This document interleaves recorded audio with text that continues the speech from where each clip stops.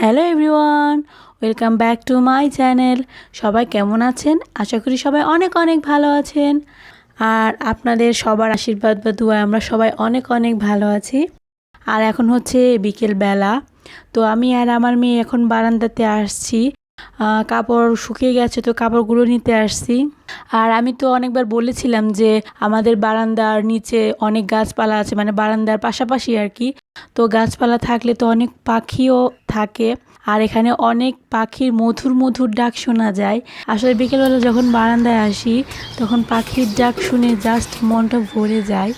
আমার জন্ম তো গ্রামেই, আগে থেকে তো পাখির ডাক শোনাটা আমার অভ্যাসই ছিল, কারণ গ্রামে তো সারাদিনই পাখির ডাক শোনা যায়। তো যখন আমি এই বারান্দাতে আসি, এই পাখিগুলোর ডাক শুনে মানে আমার গ্রামের পরিবেশটাই ফিল হয়। এখানে আসলে খুবই আপন আপন মনে হয় যে মানে গ্রামে আছি, নিজের বাড়িতে আছি। আসলে বিয়ে হওয়ার পর যতই ভালো জায়গায় থাকুক বা যতই আরামে থাকুক না কেন, আসলে নিজের বাড়ির মানে জন্মভূমির প্রতি টানই কিন্তু আলাদা। এর জন্যই তো বলে যে মাটির টান বা নারীর টান যাই বলেন, আসলে জন্মভূমির প্রতি কিন্তু ভালোবাসাই আলাদা। তো যাই হোক, এখন হচ্ছে আমি কাপড় চোপড়গুলো গুছিয়ে নিলাম।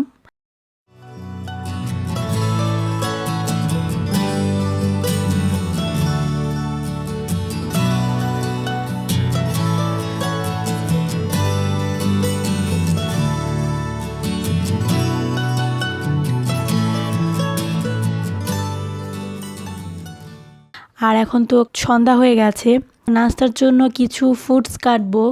এই পেয়ারা আর নাশপাতি কাটবো। আর আমরা সব সময় বাইরের খাবারটা অ্যাভয়েড করার চেষ্টা করি, কারণ সবাই তো জানেন যে বাইরের খাবার অনেক আনহেলদি হয়। আর বাইরের খাবারগুলো খেয়ে ফেললে অনেক অ্যাসিডিটি হয়ে যায়, তাই খাই না। কিন্তু মাঝে মাঝে যদি ভাজা পোড়া খেতে ইচ্ছে করে, তাহলে আমরা নিজেরাই সেটা মেক করে খাই। সেটা হেলদি এবং খেতেও টেস্টি হয়।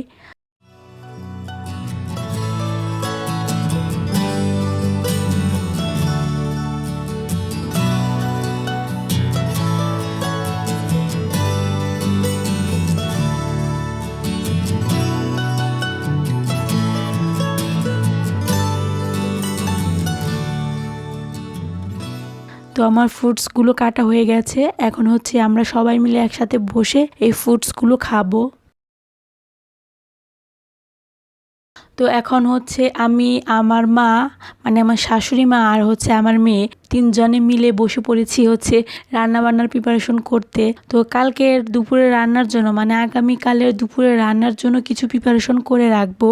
আসলে আমরা তো সবসময় সকালে রান্না করি, তো সকালে রান্না করলে সকালে কেটে কুটে রান্না করতে দেখা যায় যে প্রায় 10টা বেজে যায়, তো অনেকটা লেট হয়ে যায়।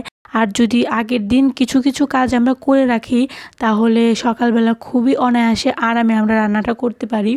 তাই আর কি মানে কিছু কিছু প্রিপারেশন করে রাখি। আর এই যে দেখতে পাচ্ছেন আমার মেয়েটা আমাদের সাথে কাজ করতেছে, কাজকেও খুবই ডিস্টার্ব করে কাজ করার সময়। আর ওর সবচেয়ে বড় প্রবলেম হচ্ছে যে মানে আমরা যেটা করবো ও দেখে দেখে সেইটাই করবে। দেখতেছি যে আমরা দায়ে কাটতেছি, ও দায়ের মধ্যে কাটতে যাইতেছে। তো মানে কাজের চেয়ে অকাজই করে বেশি।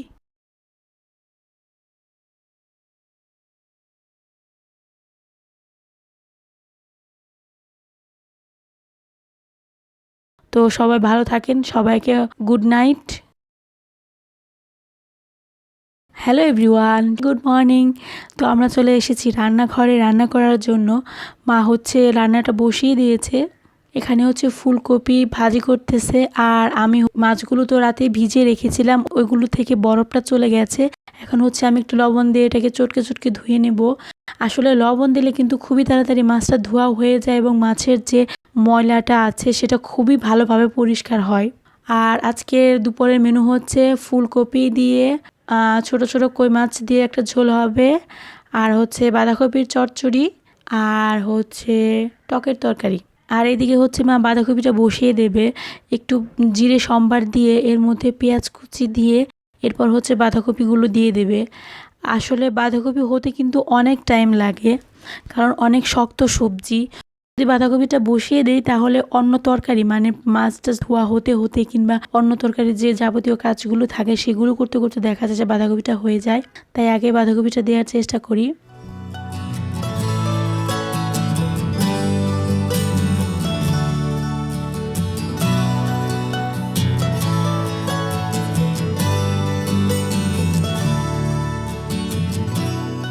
তো এখানে দেখতে পাচ্ছেন যে এটা প্রায় সেদ্ধ সেদ্ধ হয়ে গেছে। আর এখন হচ্ছে মাছের ঝোলের জন্য মাছগুলো ভেজে নেবে।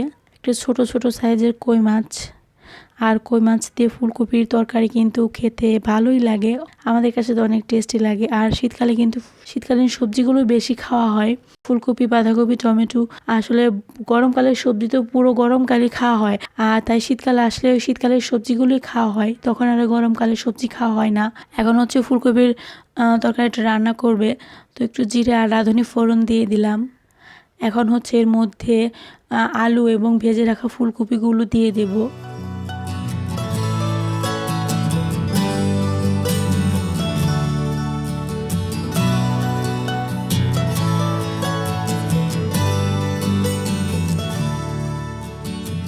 এখন এর মধ্যে এক এক করে হলুদ, মরিচের গুঁড়া, পরিমাণ মতো লবণ দিয়ে সবজিগুলোকে ভালোভাবে কষিয়ে নিয়ে এর মধ্যে হচ্ছে ঝোল দিয়ে দেব।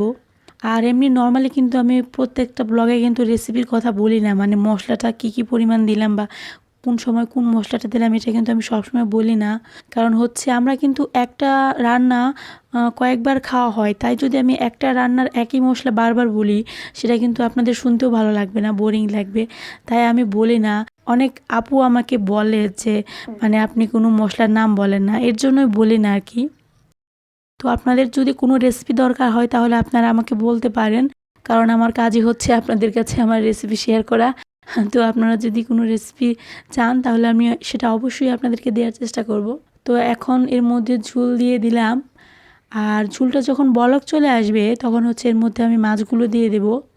আর অনেক সময় দেখা যায় যে মানে আমি ক্যামেরাটা ঠিক মতো ধরতে পারি না, কারণ হচ্ছে যে আমি কাজ করার সময় কাজের ফাঁকে ফাঁকে তো ভিডিও করি, তো মানে আমি যদি কাজ করতে চলে যাই দেখা যায় যে মা মানে মশলাটা দিয়ে দেয়, তখন আর হয়তো বা আমার ক্যামেরাটা ধরা হয় না, এর জন্য হয়তো বা কোনো মশলা মিস হয়ে যায়। তো আপনাদের যদি কোনো সমস্যা থাকে তাহলে কমেন্ট বক্সে কমেন্ট করতে পারেন।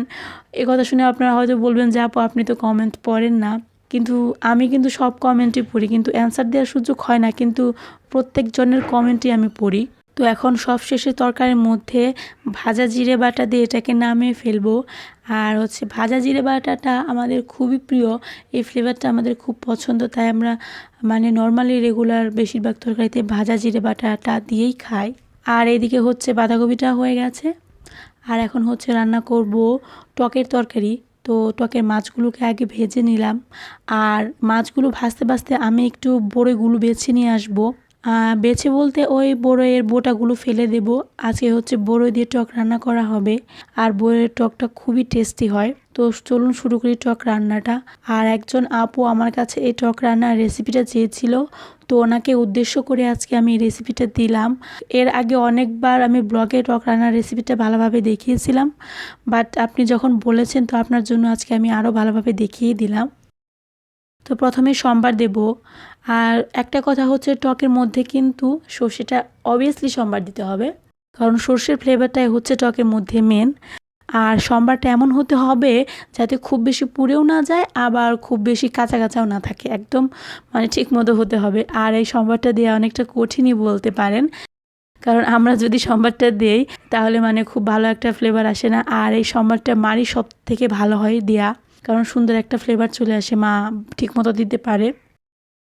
তো এখন এর মধ্যে সবজিগুলো দিয়ে একটু হলুদ, মরিচ, লবণ পরিমাণ মতো দিয়ে এটাকে কষিয়ে নেব। আর টমেটো তো খুব তাড়াতাড়ি সেদ্ধ হয়ে যায়, তো খুব বেশি কষানোর দরকার পড়ে না।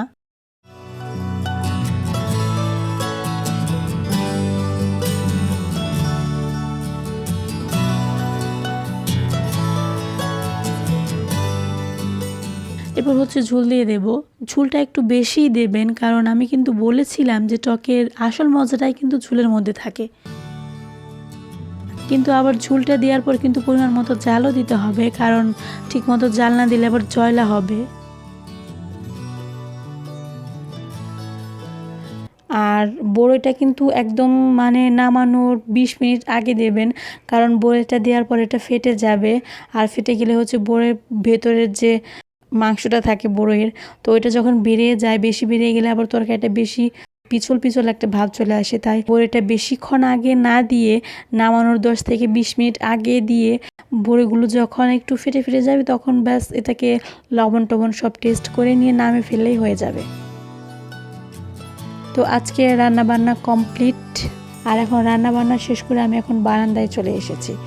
মানে আমি একটু বারবারই বারান্দায় আসি, কারণ বারান্দায় আসতে খুবই ভালো লাগে। আর শীতের দিনে একটু বেশি ভালো লাগে, কারণ ঠান্ডা থাকে আর রোদের আঁচটা আসে বারান্দায়, তো আসলে অনেক ভালো লাগে। আর তবে আজকে ওয়েদারটা বেশি ভালো নয়, একটু মেঘলা মেঘলা আছে, একটু কুয়াশা কুয়াশা চারিদিকে। আর সূর্য মামাটা দেখতে পাচ্ছেন যে মেঘের আড়ালে বসে বসে হাসতেছে না, মানে হাসিটা ফুটতেছে না। তবে যাই হোক, তো আজকের মতো এখানে শেষ করলাম আমার ব্লগটি। দেখা হবে পরবর্তী ব্লগে। সারা জীবন আপনারা সবাই অনেক অনেক ভালো থাকেন। ধন্যবাদ অ্যান্ড টাটা।